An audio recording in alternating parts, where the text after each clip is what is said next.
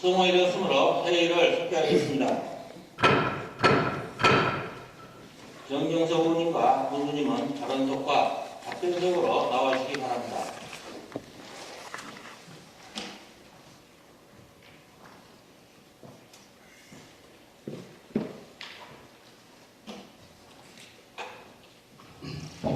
정경석 의원님 발언해 주시기 바랍니다.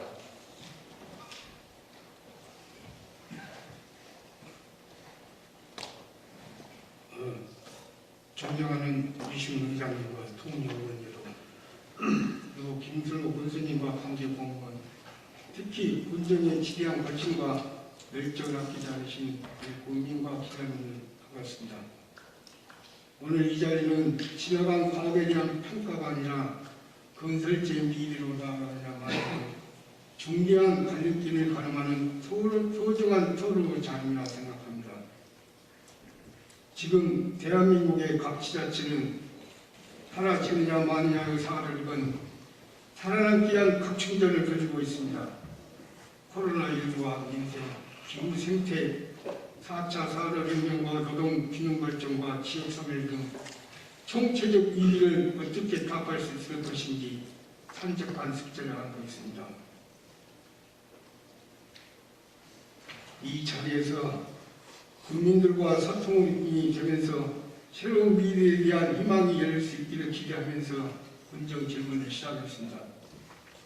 먼저 김선호 군수님, 지금 군정 군수님으로 취임하신 지 얼마나 됐습니까?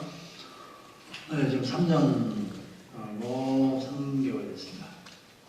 3년, 4년 차에 지어지고 있습니다. 예. 저 똑같이 시작을 해서 어떻게 보면은 군정에 대한 이해는 같이 어떤 통지선 맞다는 판단을 해보면서 민선 7기에 초월했을 당시에 우리 군수님이 꿈꾸셨던 그의 부분에 대해서 어떤 게 계획이 있었는지 한번 말씀해 보시렵니까? 성과에 대해서요. 네. 성과 많이 성과를 이뤘다고 지금 자부를 합니다. 먼저 몇 가지만 이렇게 말씀드리겠습니다.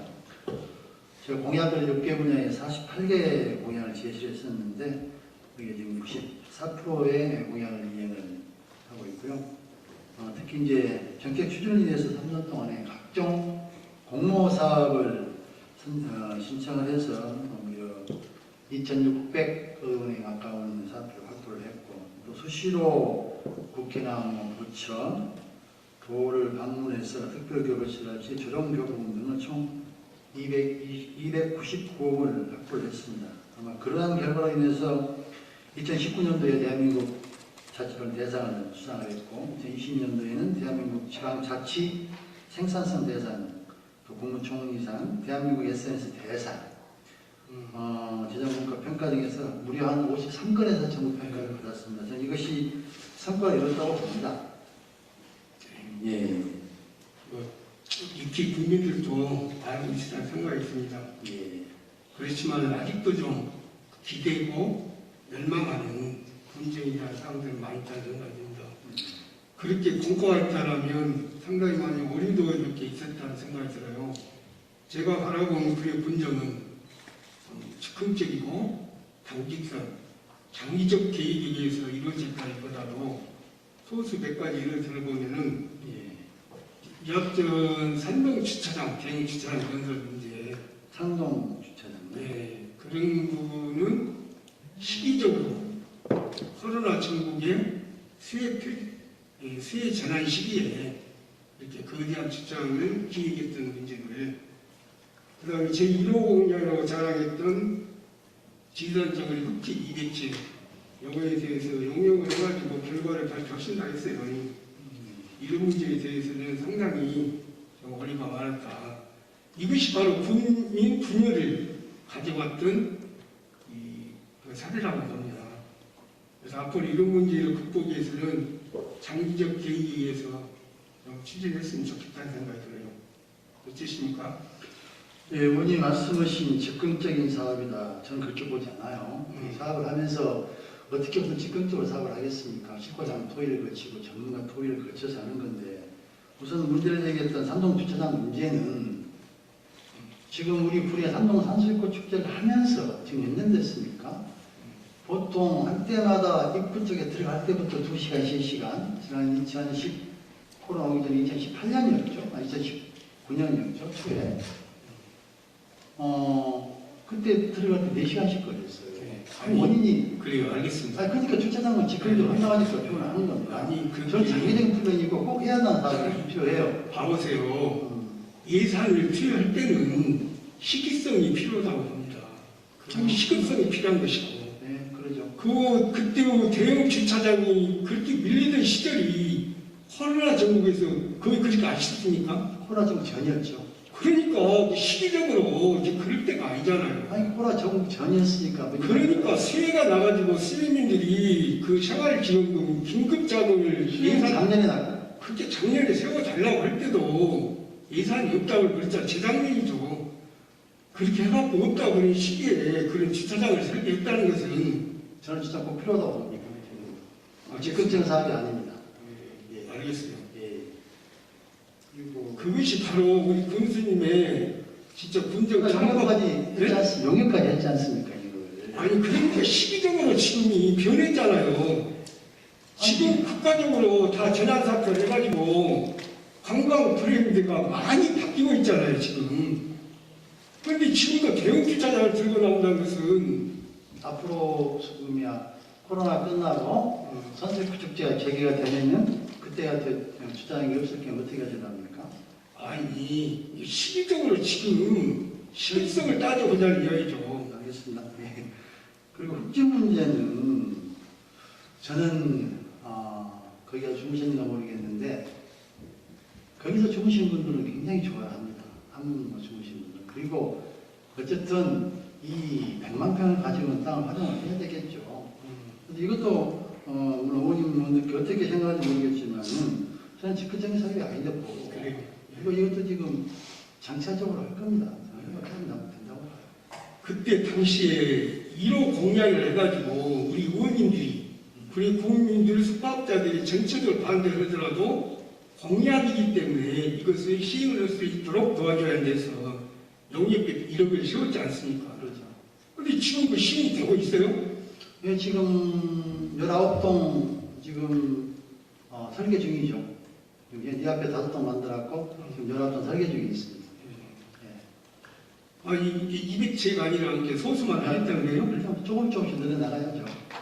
그렇게 설명이 그렇게 나가야죠. 앞으로 건설을 몇 년 계획에 의해서 그렇게 진다든지 그렇게 나왔어야지. 아니 이제 예산이 충분하다면 한번 하면 좋겠죠. 그러지 못하니까 거기는 아니, 그게 예산 계획에 의해서 계획을 세웠어야죠. 그래서 자네가 선거 공약 일어나면은 면밀하게 검토를 해가지고 내세워야지. 국민들한테 공약을 해놨는데 해보니까 면접도 안 나오고 예산도 없고 그래서 아니 공약을 내셔가지고 그 추진하라고 하지 않습니까? 연차적으로 해서 거기에 뭐가 문제가 됩니까 그게? 아무튼 알겠습니다. 어찌됐든 좀 앞으로는 시행착오가 좀 발생하지 않도록 했으면 좋겠습니다. 저는 시행착오를 안 보니까 그래요. 예, 아무튼 알겠습니다. 예. 그리고 다음 질문 드리겠습니다. 2020년도에 권의원이 구례군 여순사건 지역 희생자 이등사업 지원에 관한 조례를 발의를 했습니다. 그래가지고 오늘날에 우리 지역구 서동영 의원님께서 예를 많이 쓰시고 해가지고 73년 만에 여순 특별법이 제정되면서 이제 이등사업에 대한 구체적 토대를 마련하게 됐다는 생각이 듭니다. 근데 이렇게 조례도 되어 있고 특별법이 준비된 과정에 우리 구례군에 대한 준비는 지금 어떻게 되고 있습니까? 네, 지금 여수 사건 관련해서 추진 사업은 총 지금 4개 사업에 8,300만 원 투입했어요. 그 내용을 보면은 우리 여수 사건 유рем탑 수리사업에 대해서 3천만 원이 들어갔고 또 우리 구례 지역 여수 사건에 대한 구술 체로 병역을 해서 2천만 원이 들어갔고 또 책자 발간에 300만 원 있고 특히 전남 여순 사건 합동 유령제를 우리 군에서 개최했는데 그때 3천만 원을 투자했고요. 올해는 지금 총 2개 사업에 4,500만 원이 투입됩니다. 안내판 설치가 있죠. 4천만 원에 유령제를 오염해가지고 처리를 했고요. 내년에 2022년도에 이제 특별법이 제정이 돼서 이런 이제 조사와 계산 절차를 거칠 건데 여기에 대한 행정적인 지원은 최대한 지원하겠습니다. 그리고 이제 여수사건 역사 유적지 발굴하고 유령탑 정비를 위해서 한 8천만 원 계산을 하더라고요. 또 책자도 한 2천만 원 들여서 하기 위해서 전남도에 예산 신청을 했습니다. 그리고 이제 장기적으로 추진할 사항이 뭐냐면 평화공원을 저희 구에다가 유치를 하고 싶다는 게 저희의 생각인데 왜 그러냐면은 우리 봉소리 쪽에 한겨레 문화재단에 가지고 있는 그 땅이 12,000평이 있어요. 그 저희가 그것을 평화공원으로 만들라는 생각을 하고 있습니다. 기부 철학을 받아서 올라오는 지금 거의 평화재단 측하고 협의를 하고 있는 중입니다. 근데 아직 이것은 미지수죠.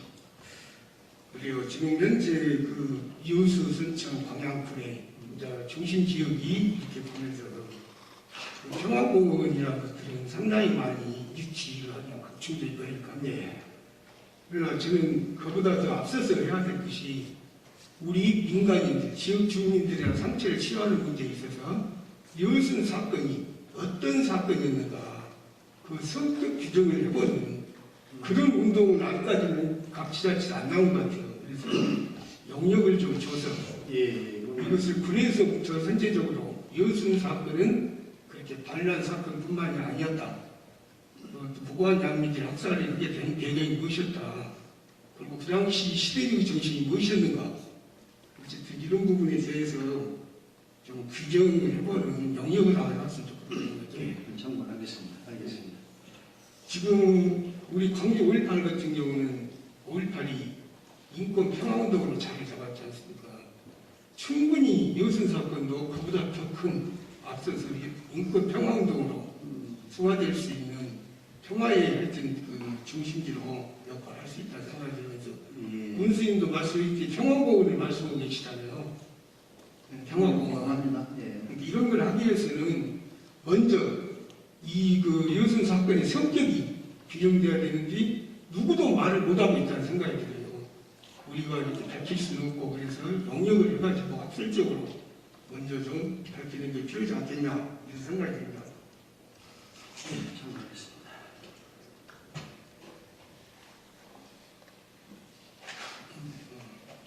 참 아시겠어요?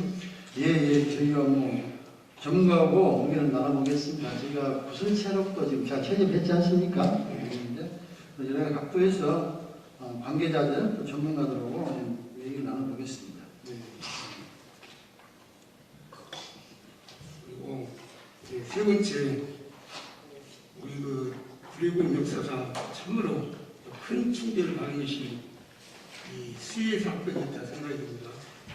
그래서 수해 당시에 일어났던 그 재난 폐기물부터 그다음 임시주택 부실 시공 이런 건들이 연일 언론에도 보도됐다는 사실들 앞에서 전 의원님들께서 말씀해 주셨는데 밑반찬 지원 사업이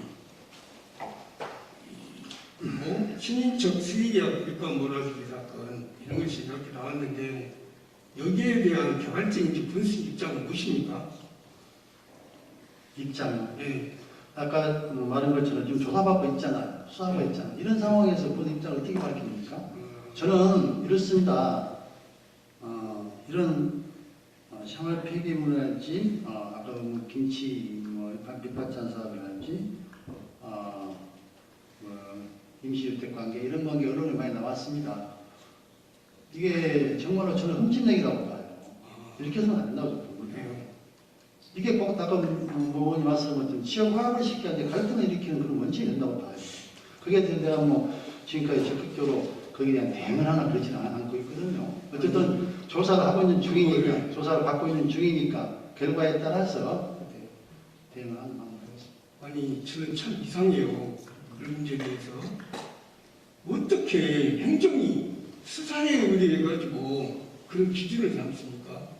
그런 문제가 발생하고 그런 데 자체에 대해서부터 문제가 있지 않습니까? 예를 들면 임시증 문제는 국민이 추에 떨고 있는 사실에 대해서 문제를 바라봐야지 거기에 대해 진실이 사과가 나와야지 그 사건이 사법적으로 판단이 나와야지 문제를 하니까. 아, 이게 임시증, 그렇죠. 임시증. 아니 근데 이제 그런 걸 했고. 등등해가지고 어? 예를 들면 이제 밑반찬 사업도 그래요. 예. 고동 불편자 네. 그 노인들 밑반찬이에요. 예. 이런 사실이 신문 언론에 나왔어요. 그래요. 보셨죠? 언론도 믿질 않습니까? 그러니까 거기에 대한 진실 여부를 파악해야 할 거 아닙니까? 무조건 사과해야 됩니까? 나오면은? 그럼 수사기관이 의뢰해놨잖아요. 그 밑반찬 사업하면서 그 몇 분에 대한 우리 직원들 그거 수사를 다 했습니다. 경위도 했고 뭐 행정부가 있다면은 당연히 수사에서 나오면 잘못된 부담 나왔다면 당연히 그 우리 직원 관리를 잘못을 제가 사과를 해야 되겠죠. 지금은 아니잖아요. 지금은 의원님 말씀은 모든 사항에 대해서 언론에 나온 사항에 다 사과를 해야 됩니까? 사과가 아니라 입장이 있어야죠. 이런 문제가 발생에 대해서는 분명히 그 내부 공익 제보자가 우리 직원들 아닙니까? 그 공익 제보가 맞는지 어떻게 알아요? 그게 나왔는데 그 진실성을 못 믿기 때문에 지금 아직은 조사를 해봐야 알죠. 그러면 만약에 진실이 그 사실이 밝혀지면 그러죠. 그때는 사과하겠습니다. 사과하신다고요? 네, 우리 직원들에 대한 징계도 할 것이고 다 법적 조치를 하겠습니다. 그리고 저도 직원 관리 소홀로 사과를 할 것이고요. 해야죠. 그래서 그게 맞다고 사과하신다고요? 예. 그러면은 그 친인척 253건인가 일감 몰아주기는 그것도 사실 아닙니까? 그것도 지금 조사받고 있다 안 됩니까? 저는 사실 아니니까요. 지금 제가 받아본 자료를 보면은 이렇게 몇 개 건설업체 상당히 많이 봤던데 그거 자, 그것을 세부적으로 설명을 많은 시간이 걸리겠죠. 지난번에 우리 지역에 있는 구례신문에서 취재를 해가지고 한번 냈잖아요. 거기에 보면 정확히 비교표가 다 나옵니다. 그거 한번 보십시오. 그거 한번 보세요. 거기에 대한 전혀 연루된 것이 없습니다. 일감몰아주기? 아니, 일감몰아주기 했다 하면은 내가 취임해서 내 친인척에 더 많이 갔어야죠. 더 적게 갔어요. 비교를 해놨으니까 그냥 보세요. 구례신문에 나와있던 것을. 구례신문에 해면 잠깐만요. 그에 대한 세부 사항에 대해서 국민의 알 권리에 대해서 오늘 이 자리에서 얘기를 해주시면 좋겠습니다. 아니 그래요? 네. 의장님이 근데 좀 시간이 다소 걸리더라도 거기에 대한 오해가 생기니까 그 시간은 뭐 하십시오. 예, 뭐 일감몰아주기 사건이 이렇습니다. 뭐 언론사에서 누가 했는가 제보를 했는가 모르겠습니다만은 군수의 친인척의 일감을 다 몰아줬다 이렇게 언론 나왔어요. 실질적으로 지금 조사를 했고 저희 직원들이 이 경리에 관계된 부서 직원들 계장 과장들 다 조사를 받았어요. 저는 조사를 안 받았지만 그런데 그 일감몰아주라는 것이 비교를 해보면은 뭡니까 그 우리 상하수도 그 긴급 보수 공사거든요. 상하수도 긴급 보수 공사.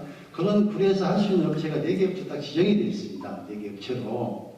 그래서 제가 취임하기 전에 우리 친인척은 12년 전에 벌써 허가를 몇 년을 내서 사업을 하고 있던 상황이었고 그리고 제가 취임해서 비교를 해보니까 오히려 제가 취임한 뒤에 일감을 더 안 났어요. 그리고 전체적으로 비교를 봤을 때 4개사 중에서 가장 많은 그 수익을 했던 업체는 다른 A업체죠. 우리 친인척이 아니었죠. 그 두 번째로 말하는 것이 친인척이었고 세 번째 이게 쭉쭉 나왔어요. 이게 일감 몰아주기는 아니죠. 그런 것이 데이터가 아니, 있습니다. 친인척 중에서 1등을 안 했던 2번으로 몰아준다는 말씀이세요? 몰아준 것이 아니고 자기들이 사업을 했는데 비교를 해보니까 2등을 했다는 거죠. 2등. 예를 내가 몰아줬다 하면은 내가 취임한 뒤에 우리 친인척에 많은 사업이 가야 되겠죠. 그렇지 않다는 거죠. 오히려 더 적었다는 거죠. 수사 중이라니까 수사님만 믿어보고요. 네, 수사도 하고 중입니다. 예. 그런데 제가 볼 때는 현재 우리 국민들의 서민들을 한번 생각해보면서 말씀해보세요. 친인척 2등을 했다는 거. 지금 제가 이렇게 의원으로서 길거리를 다니면은 선배 후배님 업체에서 공사 하나 줘서 근로 조건이 이런 이야기 많이 있었습니다. 진짜 그 사람들 심정들이 있는데 아니 의원님의 지금 핵심이 뭔가를 모르겠는데요. 핵심이요? 예. 핵심이 뭐냐면은 친식들을 몰아준다는 거죠. 뭐라는 거 아니다고 했지 않습니까? 그러니까 이제 들어봐요. 2등 했다며요. 그럼 2등 했어요. 2등도 몰아준 것이죠. 아 그러면은 그 전에는 아니, 그 전에 서울등에 2등 올라왔습니까? 아니 그러니까 2등 했으면 150여 층가 140여 층가 되지 않습니까? 우리 부대가 몇 개가 되니까? 한 200건 될 거예요. 근데 2등 했으면 몰아준 것이죠. 아 정말 아니 어떻게 이런 몰아주게 했다 생각해요? 아니 2등이면 몰아준 것이죠. 군수님 말씀만 믿으니까 나는 2등이라 했잖아요. 1등이 아니고. 그러면 우리 그 사람은 사업을 안 해야 됩니까? 망해야 됩니까? 그거는 이야기가 아니고 어떻게 그러면 아니다고 수학으로 나오면 되죠. 공평하게 공정하게 갔던 것이 아니라 1등인지 안 했더니 2등 했다며요. 그럼 어떻게 공장에 안 맞습니까? 뭔 근거로 말하는 거예요? 아니 다른 걸 하더라 모르지만 개인적인 수사하고 있다고 말하면 이렇게 수사를 하고 있지만 저희들이 수사에 의존할 것이니까 그러니까 4개 업체 중에서 이해했다고. 4개 업체 중에서 이해했다고 말이죠. 무이득세 업체예요. 아까 제가 말씀했잖아요. 그 보수방 할 수 있는 업체가 우리 4개 업체밖에 안 되는데 네. 그 중에서 2등 했다 그 말입니다. 그러니까 그 언론 나온 것은 전혀 무관하다 이런 말씀이죠. 그럼요? 전혀 무관합니다. 언론사를 고발해야 되지 않아요? 네? 언론사를 고발해야죠. 이제 결과가 나오면은 그 결과에 따라서 조치를 할 겁니다. 아니 군수님 명예만 걸린 게 아니라 저도 명예가 걸려 있어요. 이런 군정에 대해서 감시를 못했다는 비난을 날마다 듣습니다. 그러니까 죄송한데 네. 조사 결과, 수사 결과 나오면은 그때 조치를 할 겁니다. 아니 지금이라도 빨리 이 자신 빨리 좀 언론 정정 보도를 내든지 해야죠 그건. 아니 지금 결과하는데 정정보고 긴가이나 모르지 않습니까? 어떻게 정정보고를 해요? 그래요 학교까지 다 하고 나서요. 당연하죠. 무슨 이제 그때 가서 명예설이 됐든 뭐가 됐든 뭐가 됐긴 하겠죠. 지금은 아니죠. 네, 알겠습니다.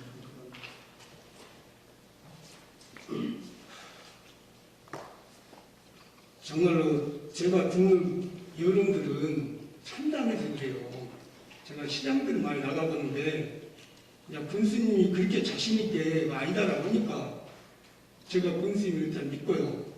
그러나 그런 사실이 조금이라도 있다라면 빨리 조치를 취해 주십시오. 아, 없습니다. 예. 알겠습니다. 그리고 다음 질문 드리겠습니다. 우리 농민들의 삶을 보장하기 위해서 저는 평소에 농업인 살 길은 농산물 가격 보장이 제일순위라고 생각을 했습니다. 그리고 우리 동료 의원들께서도 농산물 최저가 보장 지원 조례를 공동 발의해서 제정을 했어요. 지난 9년 11월 달에. 근데 여기에 대해서는 지금 어떻게 진행되고 있습니까? 예, 이것은 지난 조례가 지금 개정된 후에 현재 6억 원이 지금 투여되어 있습니다. 2020년대 3억원, 금년대 3억원에서 물론 2020년부터 5년 동안 매년 10억씩 투영해서 50억 조성도 되어 있는데 잘 아시는 바와 같이 지금 우리 수해로 인한 그 예산 매칭비가 많이 들어가서 계획을 못하고 있습니다. 하지만은 어쨌든 2025년까지죠. 25년까지 해서 50억을 철도록 최대한 노력을 하겠습니다. 네. 예. 현재 지금 어느 정도 정리됐죠? 6억 됐습니다. 작년에 3억, 올해 3억. 내년 예산에도 예, 내년에 지금 한 5억 정도로 지금 계산하려고 하고 있어요. 그때 당시 조례 제정될 당시 국제적인 안은 심의위원회로 넘겼거든요. 근데 지금 심의를 개최했어요. 이게 출연에 대한 심의라는 출연은 그대로 군수님께서 맡고요. 이제 작물, 그다음에 가격, 최저가 어떻게 정해야 될 거 아닙니까? 그런 기금이 다 조성된 뒤에 지금부터 조정을 해나가야 될 것 같은데. 그리고 그건 저희는 검토를 하겠습니다. 지금 대학 교신들은 신문하고 구체적으로 얘기를 하겠습니다. 그래서 이것은 좀 농민들에게 상당히 기대감을 줬던 사안이고 또 조례로 제정됐기 때문에 국민들과 약속 아닙니까? 예. 이렇게 정리글씨 진행되도록 노력해 주십시오. 그리고 다섯 번째는 질당 원천에 대해서 질문드리겠습니다. 현재 질당 원천이 경영 약화로 인해서 문을 닫았습니다. 상당히 오래됐어요. 근데 선동면에서 보니까 혁신위원을 중심으로 해가지고 자구책 잡기 회의를 하더라고요. 이것도 지금 5번째 하고 있어요. 상당히 고무적이면서도 절실한 면을 봤어요. 참 엄청나게 어려운 것 같구나. 절실한. 근데 위원회에서 그 대책회의를 해가지고 나오게 얼른 대책이 찾아지겠냐 아쉬움도 같지만 어쨌든 그런 절실함을 위해서 선생님한테 부탁드리고 싶고요. 현재 지금 우리 원천이 약화된 것이 단순하게 손님이 없고 뭐 이런 차원이 아니지 않습니까? 저는 관광 트렌드의 변화라고 보거든요. 그렇죠? 저도 원천 문 닫기 전에 그걸 이용했는데 독창으로 올 때가 많았습니다. 그 대형 원천이.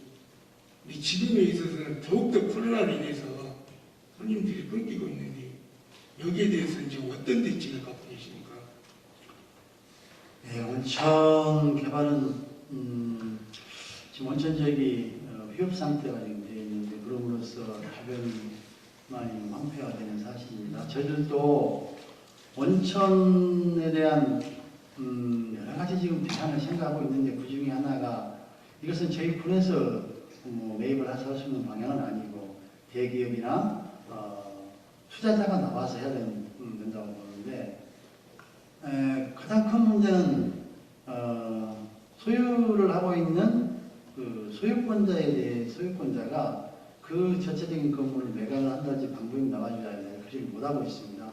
그래서 저희가 지금까지 원천에서 이렇게 폐업을 2019년부터 했는데 혁신위원들이 다행히 원천을 방문을 해서 항의 방문을 해서 이게 개발을 하든지 다시 재개를 하든 여러 가지 방법을 건의를 하고 있는 중이죠. 저는 이런 것이 올바른 그 행위라고 봅니다. 그리고 이제 원천 개발에 대한 그 본 것은 저희가 던질 수 없다고 주변에 저희들이 이제 개발을 많이 하고 하는 것이죠. 아시다시피 우리 그 미로공원이라든지 산수유공원이라든지 질환지원에 연계된 주변 관광지 개발을 해서 어쨌든 누군가가 원천을 투자해서 개발해서 하는 거라는 생각합니다. 뭔가 부가치 주변이 개발되면 같이 올라가겠죠.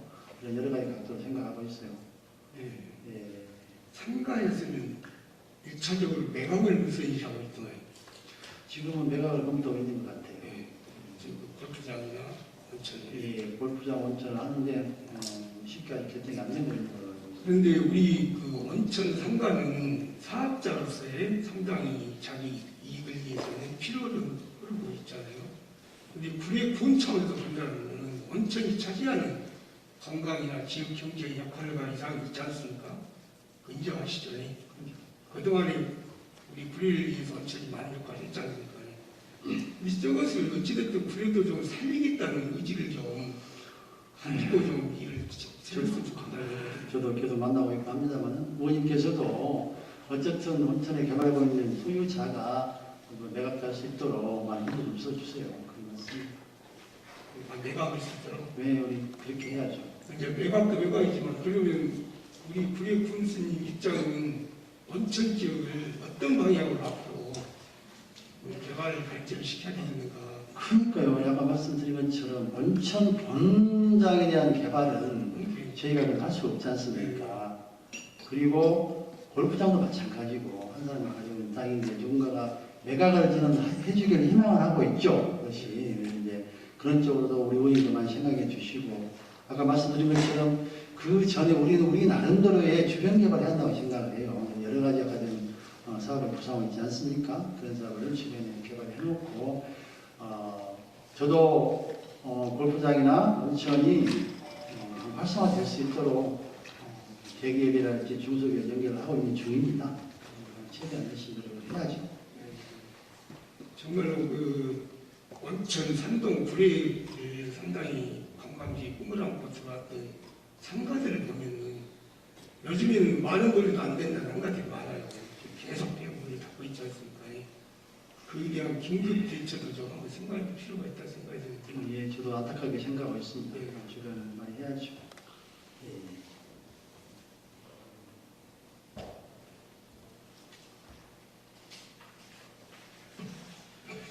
그러니까 저희 지금의 맞춤에서 현실랑 같은 현재 시기에 왜 군에는 그렇게 언론들이 수정적인 여론만 그렇게 많이 나와요? 어머니 좀 막아주세요. 그러면 막아주시오. 그걸 제가 어떻게 아유 좀 이걸 좀 군수님이 책임지시고 예, 저도 잘못된 분야에 있다면 좀 책임을 동감합니다. 또 군을 이끌어가는 한 사람으로서 그런 일들이 안 발생해야 되는데 자꾸 그런 언론이랄지 고발 사건이 발생이 돼서 안타깝게 생각합니다. 거기에 어쨌든 거기에 대한 응당에 책임질 분야가 있다 하면은 좀 책임을 질 것이고요. 또 최대한 국민들하고 갈등이 없는 그런 소통은 화합되는 그런 도리가 돼야 한다고 보고 있습니다. 우리 의원님께서도 그런 식으로 많이 좀 시각으로 돌봐주시길 부탁드리겠습니다. 어려운 시기에 하여튼 애쓰셨고요. 그리고 우리 정치인이 잡히시도록 고생 많으셨습니다. 감사합니다. 정명석 의원님 수고하셨습니다. 끝으로 오늘 군정진에 대한 군수님의 마무리 말씀 있겠습니다. 예, 존경하는 국민 여러분 그리고 유시원 의장님과 의원님 여러분, 특히 또 언론인과 방청객 여러분, 오늘 뜻깊은 자리를 만들어 주시고 함께 해주신 것에 대해서 깊은 감사의 말씀드립니다. 의원님들의 질문 하나하나에 우리 국민 한 분 한 분의 기대와 소망이 담겨 있었습니다.